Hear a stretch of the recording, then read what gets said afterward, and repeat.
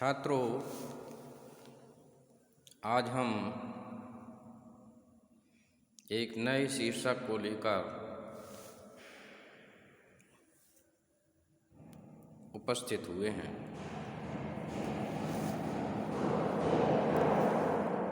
जिसका नाम है संक्षेपण।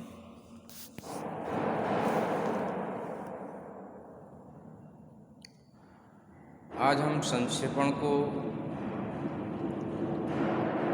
विविध बिंदुओं के आधार पर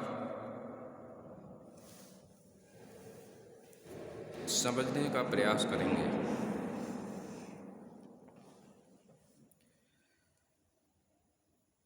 सबसे पहले संक्षेपण का अर्थ जानते हैं। किसी विस्तृत अवतरण अथवा कथन को इतना संक्षिप्त करके लिखना कि उसका मूल भाव सुरक्षित रहे और उसमें अनावश्यक बातों का समावेश न हो पाए, संक्षेपण कहलाता है। संक्षेपण को सार लेखन, संक्षिप्तीकरण, संक्षेप लेखन और संक्षेपिका लेखन भी कहते हैं। हिंदी में संक्षेपण शब्द का प्रयोग अंग्रेजी के प्रीसियस राइटिंग, ब्रीफिंग और एब्रिजमेंट के लिए यादृच्छिक दृष्टि से किया जा रहा है, जो कि ठीक नहीं है। हिंदी में संक्षेपण शब्द प्रीसियस राइटिंग एवं एब्रिजमेंट दोनों के तत्वों को मिलाने से बनता है। ये किसी विषय को कम से कम शब्दों में अधिक से अधिक प्रभावी रूप से लिखने की कला है। इसे गागर में सागर भरने की कला भी कहा जाता है। इसमें सामासिकता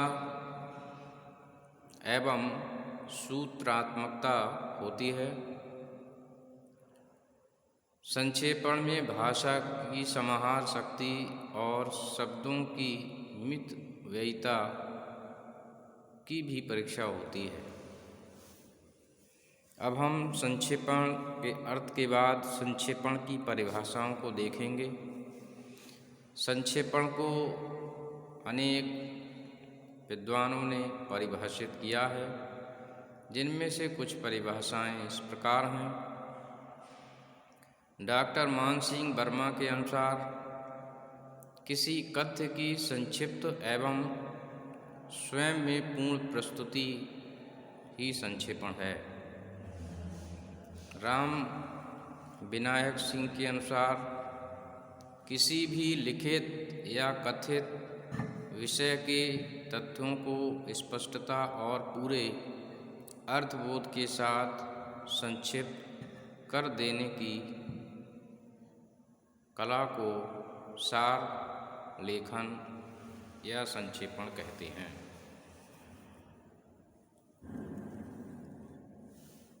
डॉक्टर वासुदेव नंदन प्रसाद के अनुसार किसी सविस्तार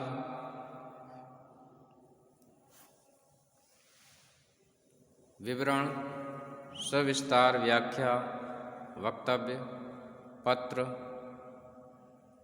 व्यवहार लेखन इत्यादि में तथ्यों और निर्देशों के ऐसे संयोजन को संक्षेपण कहते हैं, जिसमें असंबद्ध, पुनरावृत्त, अनावश्यक बातों का त्याग और सभी अनिवार्य, उपयोगी तथा मूल तथ्यों का प्रभावपूर्ण और संक्षिप्त संकलन हो।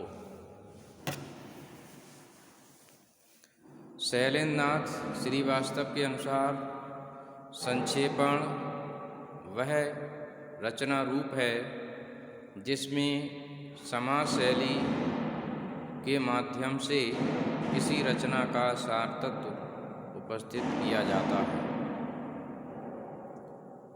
इसके बाद अब हम डॉक्टर केशव दत्त वाली के अनुसार देखेंगे, किसी विस्तृत अवतरण से अनावश्यक एवं अप्रासंगिक बातों को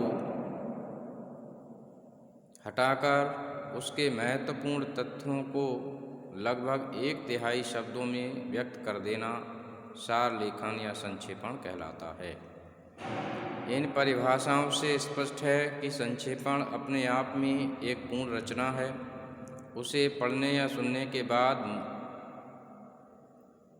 मूल रचना को पढ़ने या सुनने की आवश्यकता नहीं रह जाती, क्योंकि इसमें सभी प्रमुख तथ्यों का समावेश और अनावश्यक अप्रासंगिक बातों का त्याग होता है।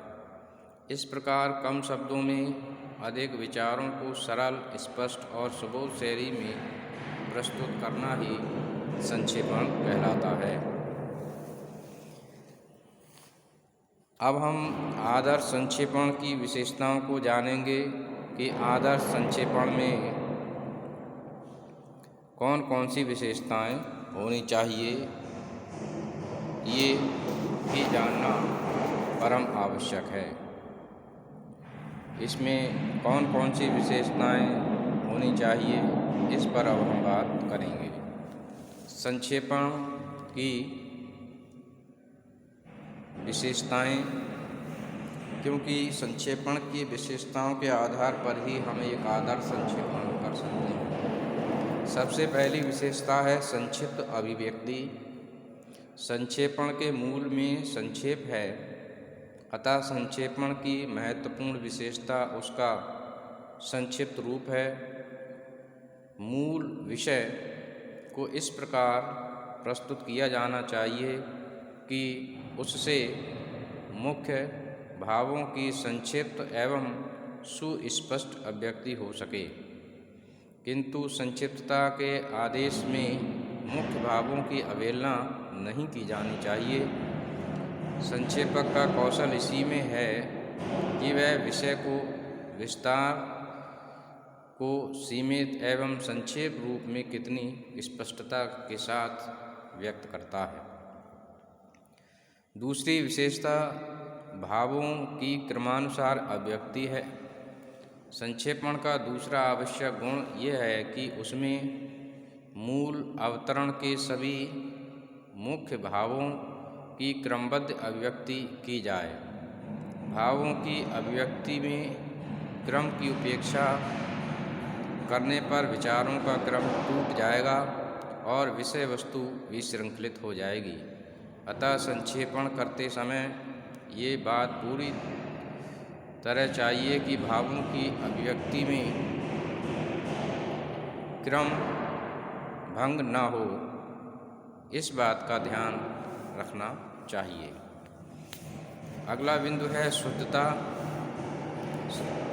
संक्षेपीकृत रूप में भाव और विचारों की शुद्धता की ओर विशेष ध्यान रखना चाहिए, अर्थात जिन मूल भावों को संपूर्ण अवतरण में प्रस्तुत किया गया है वे संक्षेपीकृत रूप में भी होने चाहिए। कोई बात ऐसी न लिखी जाए जो तथ्यों से भिन्न दिखाई पड़े। अब हम देखते हैं अगला बिंदु है सुस्पष्टता। संक्षेपण का मुख्य उद्देश्य ये है कि उसे पढ़कर मूल सामग्री का पूरा ज्ञान हो जाए। अतः आदर्श संक्षेपण इतना स्पष्ट होना चाहिए कि मूल सामग्री की सहायता लिए बिना संपूर्ण बात स्पष्ट हो जाए। इसके साथ ही उसमें ऐसे शब्दों का प्रयोग करना चाहिए जिसमें बौद्धिक आयाम न करना पड़े, अर्थात कठिन शब्दों का प्रयोग नहीं करना चाहिए जिससे कि हमें अधिक बौद्धिक क्षमता लगानी पड़े। अगला बिंदु है प्रवाहमयता। संक्षेपण में प्रवाहमयता भी आवश्यक होता है। संक्षेपीकरण में प्रवाहमयता भी आवश्यक है। असंभव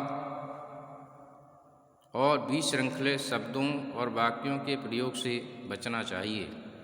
संक्षिप्त रूप को पढ़ने पर यदि रुकना पड़ जाए तो संक्षेपण के वास्तविक लक्ष्य की पूर्ति नहीं होती।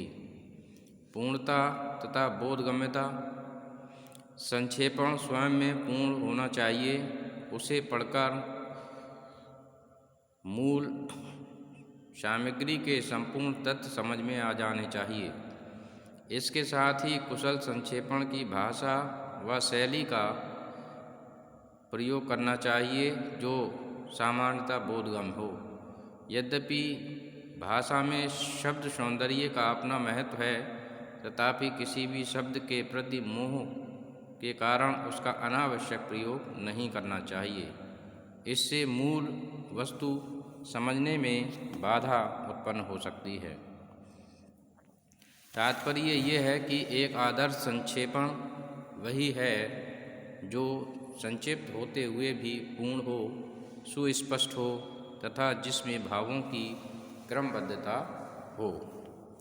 इस प्रकार से हम देखते हैं कि संक्षेपण करने के लिए उपर्युक्त बताए गए गुणों का होना परम आवश्यक है और किसी भी मूल मंतव्य को, किसी भी कथन को, किसी भी रचना को लगभग 1/3 में उसके लिख देना और उसका मूल भाव सुरक्षित रहे, यही संक्षेपण होता है। और उस संक्षेपण को करने के लिए बताए गए इन सभी बिंदुओं अर्थात विशेषताओं का ध्यान रखना चाहिए, गुणों का ध्यान रखना चाहिए। तो मैं समझता हूँ छात्रों आपने इस विषय को समझा होगा। धन्यवाद।